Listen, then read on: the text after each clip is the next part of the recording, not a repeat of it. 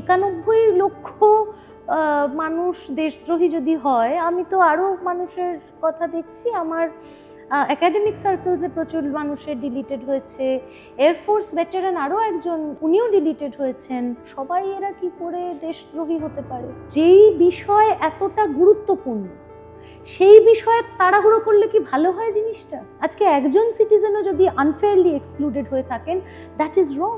আমি 2009 থেকে ভোট দিয়ে আসছি, প্রত্যেকটা ইলেকশনে আমি ভোট দিয়েছি। আমি এই ইলেকশনে ভোট কেন দিতে পারবো না? এটা তো হ্যারাসমেন্ট।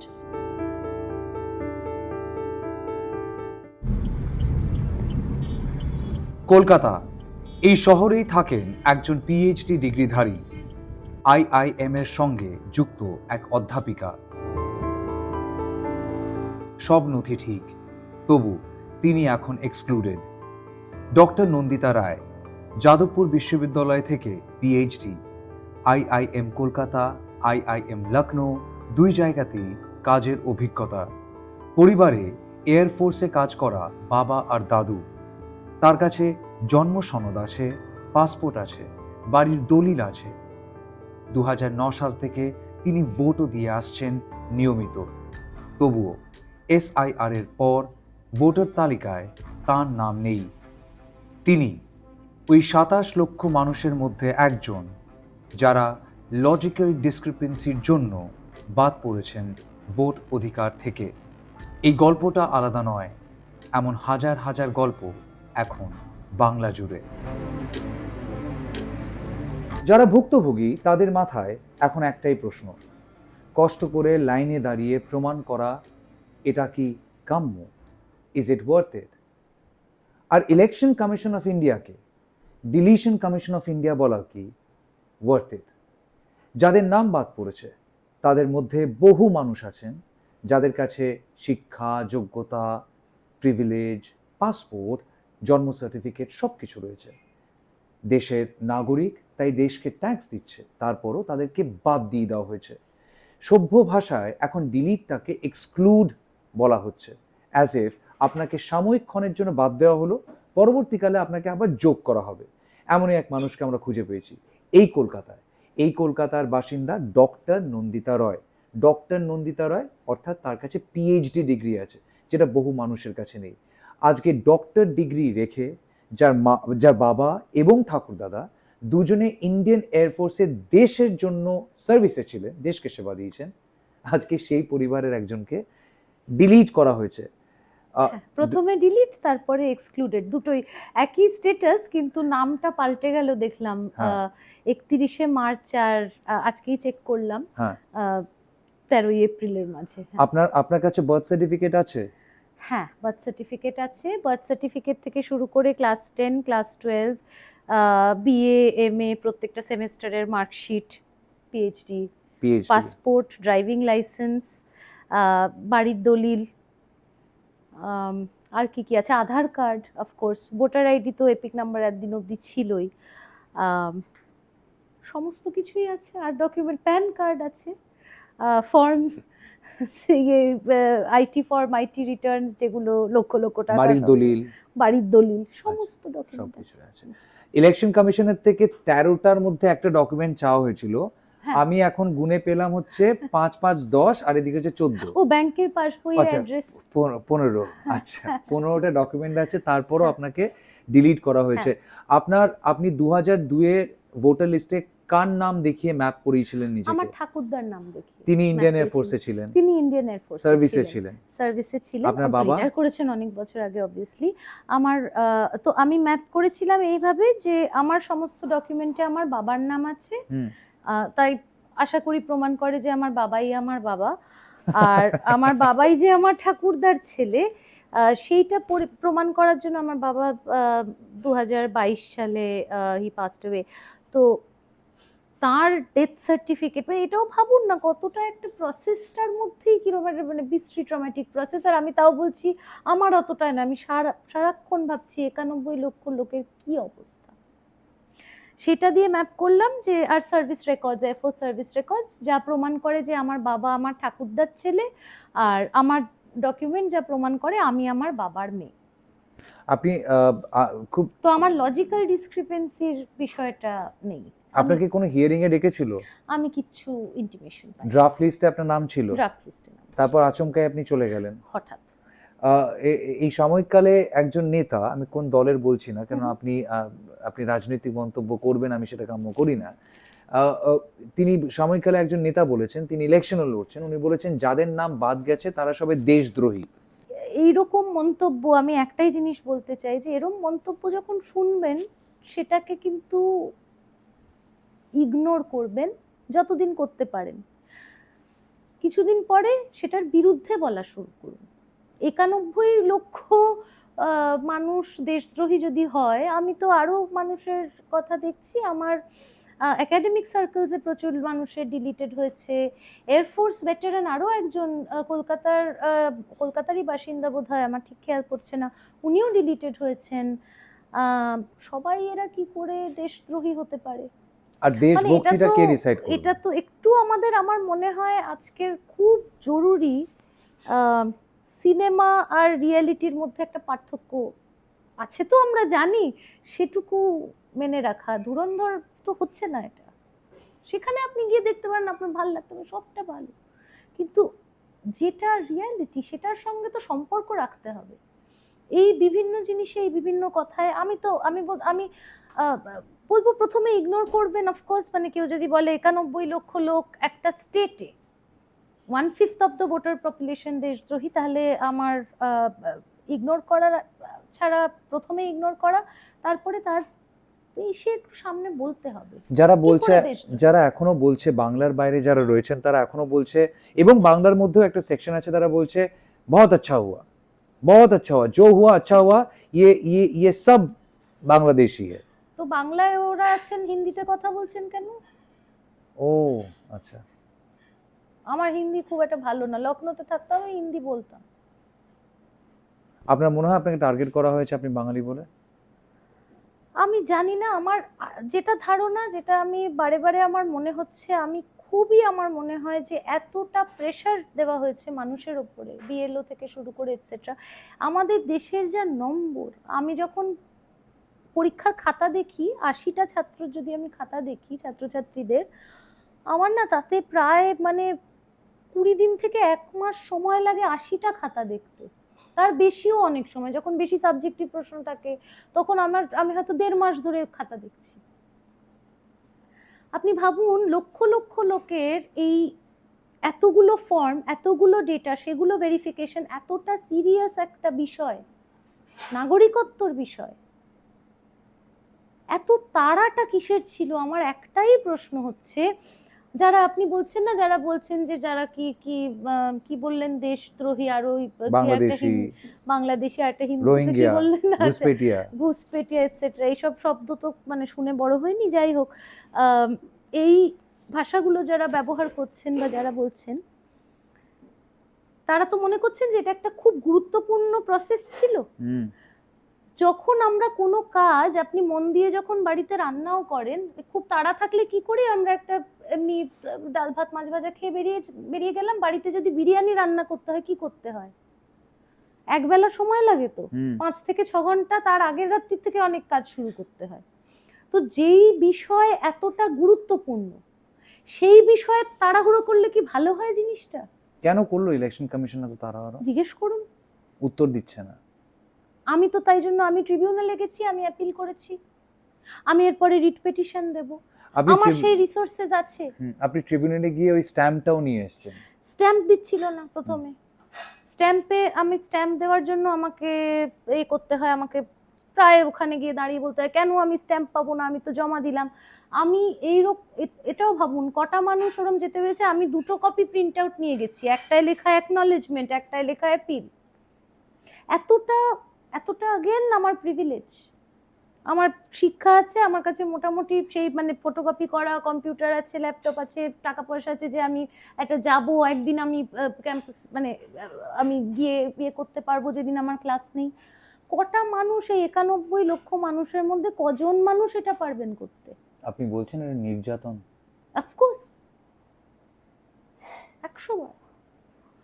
তারপরে একটা আমি যখন গিয়ে ওখানে বলছি আমি স্ট্যাম্প পেলাম, স্ট্যাম্পে লেখা আছে কন্টেন্ট নট ভেরিফাইড। কেন? আমার দায়িত্ব, আমি তো আমার ডিউ ডিলিজেন্স করেছি অ্যাজ আ সিটিজেন। আমি সমস্ত ডকুমেন্ট নিয়ে, সমস্ত ডকুমেন্ট অ্যাটাচ করে, ভালো করে অ্যাপিল ফাইল করে, আবার আমি বলছি, আবার আমার প্রিভিলেজ যে আমাকে আমার কয়েকজন বন্ধু বলছেন আছে এইভাবে, যারা উকিল বা মানে লিগ্যাল প্রফেশন যারা আছেন, কন্টেন্ট ভেরিফাই করার দায়িত্ব তো আমার নয়। তাহলে কেন ইলেকশন কমিশন থেকে ওখানে কেউ বসে নেই যে কন্টেন্টটা ভেরিফাই করে চেক করে তারপরে সে অ্যাপিলটা জমা নেবে? আমি জানি কেন নেই, আমার কাছে উত্তর আছে, কারণ লোক নেই, এতটা এই নাম্বারস হ্যান্ডেল করার মতন ব্যয়বিদল নেই। তাহলে সেটার উপায় কি? আবার আমি একই ফেরত যাচ্ছি ওই সময় নিয়ে করতে হবে। ছোটবেলার অঙ্কের বিষয়, ওই অঙ্কের প্রবলেমগুলো থাকতো না, 5 জন যদি 50 ঘন্টা কাজ করতে হয় তাহলে তাদের দিনে কত ঘন্টা করতে হবে? এবার আপনি 5 জনকে 5 লক্ষ ঘন্টার কাজ যদি দিয়ে দেন, তাহলে তো সেখানে ভুল ত্রুটি হবেই। কত বিএলও আত্মহত্যা করেছেন এখন একটা এই যে প্রেসারে। ইলেকশন কমিশনের তরফ থেকে যেটা বলা হচ্ছে যে ট্রাইব্যুনালে যাওয়ার পর যদি আপনি পাশ করে যান, আপনি ভবিষ্যতের জন্য সিকিউর, আপনি ভোটে আবার ফেরত আসতে পারবেন। এই ইলেকশনে ভোট দিতে পারবেন না। কেন পারবো না? কেন পারবো না? আমি সেই প্রশ্নটাই মানে তুলতে চাই যে তাহলে কেউ ধরুন সরকারি চাকরি করছে, আমি বললাম আচ্ছা এই 3 মাসের জন্য না সার্ভিস রেকর্ডটা একটু ব্রেক হয়ে গেল, কেন হবে? আমি 2009 থেকে ভোট দিয়ে আসছি, প্রত্যেকটা ইলেকশনে আমি ভোট দিয়েছি। আমি এই ইলেকশনে ভোট কেন দিতে পারবো না? তাহলে এই যে একটা মেস হয়েছে, এতটা নাম্বারস, এটা ঠিক করে প্রসেস হয়নি, এটা তো আমার কেসটা তো একদম পরিষ্কার। এছাড়া বহু মানুষের কেস আছে। আমি একজন চিনি আমাদের সার্কেলসে, উনি সুপ্রিম কোর্টের লয়ার, ওর নাম ডিলিটেড হয়ে গেছে। আমি আর্মড ফোর্সেসের লোকজনের কথা জানি যাদের নাম ডিলিট হয়ে গেছে। তো এই যে আপনি বলছেন শুধুমাত্র যে রোহিঙ্গা বা ঘুষপেটিয়া, এই যদি সাধারণ মানুষ আজকে ভাবেন যে এটা শুধু ওই ওদের ক্ষেত্রেই হচ্ছে, তারা ভুল ভাবছেন, কালকে আপনারও হতে পারে। তাই আমাদের এটা একটা তাহলে একটা কোনো ইন্টারিম অর্ডার আসুক, কোনো রকমে আসুক, যে ঠিক আছে আজকে যা ডকুমেন্ট আছে আমি তাই নিয়ে যাব, আমি তাই নিয়ে ভোট দেবো, তারপরে ট্রিবিউনালের অ্যাপিল। আর না হলে ট্রিবিউনালে মানে আমি জানি না কিভাবে করবে, কারণ অত কি যা যাচ্ছে, অত কি লোক আছে লক্ষ লক্ষ অ্যাপিল দেখার আপনার কাছে ইলেকশনের আগে? আপনি এটা মানবেন না যদি আপনাকে একটা ইলেকশনে ভোট না দিতে দেওয়া হয়? না, এটা আমার ভোটাধিকারের অ্যাবসলিউট হলো, তো আমি তো কেন আমি দিতে পারবো না? গণতান্ত্রিক অধিকারে হস্তক্ষেপ। একদম। আপনার মনে হয় যে এর পরের স্টেপে কালকে কেউ আপনার নাগরিকত্ব নিয়ে প্রশ্ন করতে পারে? তুলতেই পারে, তোলাই যেতে পারে। তখন আমি এই সমস্ত ডকুমেন্টে, তখন এটা তো হ্যারাসমেন্ট। আর আপনি ভাবুন, ওই अगेन 91 লক্ষের মধ্যে কতজন মহিলা ভোটারদের কিভাবে এক্সক্লুড করা হয়েছে বা ডিলিট করা হয়েছে? বিয়ের পর তাদের নাম সারনেম চেঞ্জ হয়েছে, তাদের অ্যাড্রেস পাল্টায়, তারা যখন সারনেম পাল্টে দেন তখন তাদের নামটা চেঞ্জ হয়ে যায়। ম্যাম, সুপ্রিম কোর্টকে কি বলবেন? ম্যাটারটা এখন সুপ্রিম কোর্টে রয়েছে। সুপ্রিম কোর্টের ইমিডিয়েটলি ইন্টারভিন করা উচিত। অনেক আমি তো again I am not a lawyer, আমি লিগাল নিয়ে জানি না, কিন্তু যেটা হচ্ছে সেটা আনফেয়ার, এটা ফেয়ার প্রসেস নয়। এটা আমার দেশের জন্য খুব ইম্পর্টেন্ট প্রসেস, আমি মানছি সেটা, এবং যেহেতু সেটা ইম্পর্টেন্ট প্রসেস, সেটা যত্ন করে করা উচিত, সেটা ফেয়ারলি করা উচিত। আজকে একজন সিটিজেনও যদি আনফেয়ারলি এক্সক্লুডেড হয়ে থাকেন, দ্যাট ইজ রং। তাহলে সেই এই ভোটের মানে কি? 1/5 এক্সক্লুডেড, 91 lakhs। এই নম্বরটা আপনি শুধু ভাবুন, 91 লক্ষ। তাহলে একটা কোনো ব্যবস্থা করা উচিত যাতে তারা ভোট দিতে পারেন এই ইলেকশনে। প্রভিশনালি দিল, কার্ড না দিয়ে ভোট দিল, তারপরে অ্যাপিলসি হলো, আস্তে আস্তে প্রসেস যেরকম গেল। আপনি কি এটা নিয়ে ফাইট করবেন না?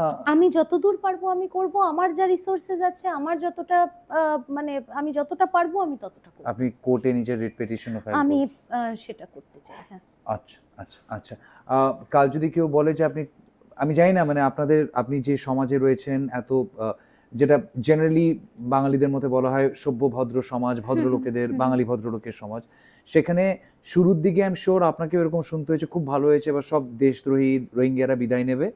আপনার সঙ্গে এই জিনিসটা হওয়ার পর তাদের পারসেপশন কোনো চেঞ্জ হয়েছে? তারা এখন কি মনে করে? হ্যাঁ, কিছু লোকজন বলছেন, দেখুন কিছু লোকজন যেটা বলছেন যে না এটা তো, তারাও একটু এখন মানে চমৎকৃতই হয়েছে নেই আমার ঘটনাটা শুনে, যে যাকেই বলছি সবাই বলছে সে কি, অবাক হয়ে যাচ্ছে। অবাক হয়ে গিয়ে, এবং তখন আমার ধারণা তারা একটু ভাবছে যে আচ্ছা এই ক্ষেত্রে হতে পারে, তাহলে কালকে আমার হবে না তো, আরো অনেক কিছুই তো হতে পারে। তো সেইটা আমার মনে হয়, তাই সেই একটা কারণেই আমি আমার আমার সাথে যেটা ঘটেছে আমি সেটাকে সামনে নিয়ে আসছি। হুম।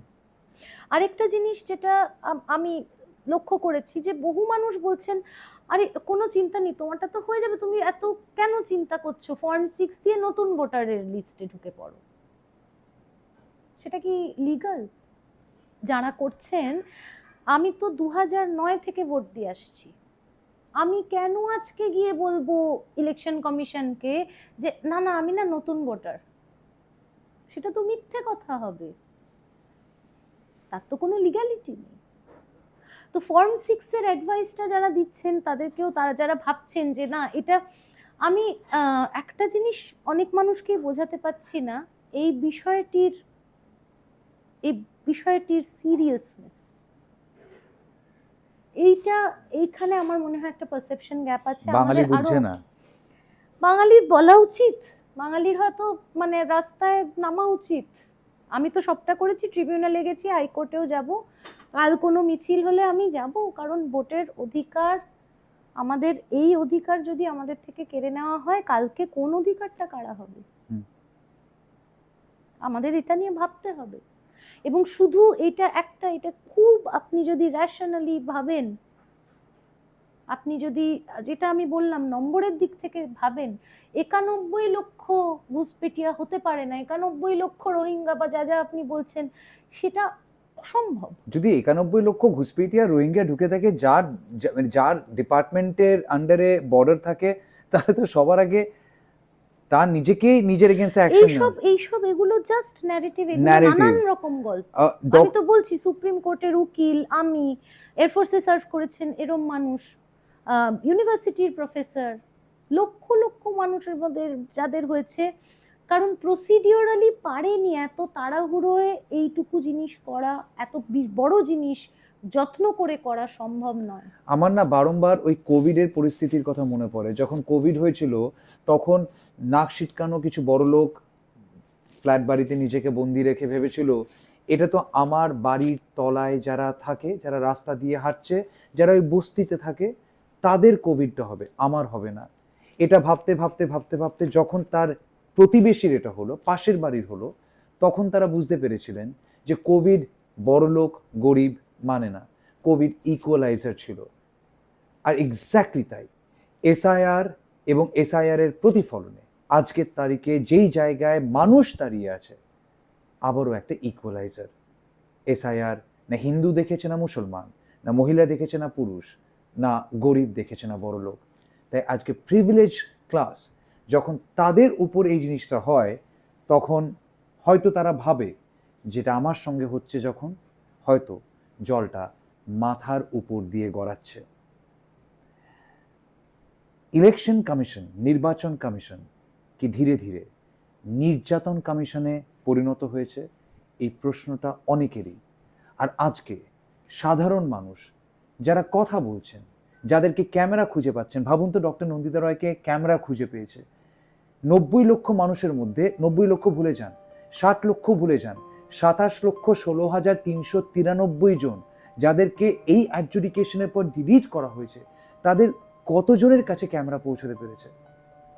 তো যাদের কাছে ক্যামেরা পৌঁছতে পারছে তারা অ্যাকচুয়ালি প্রিভিলেজড, যাদের কাছে পৌঁছতে পারছে না তারা আন্ডার প্রিভিলেজড।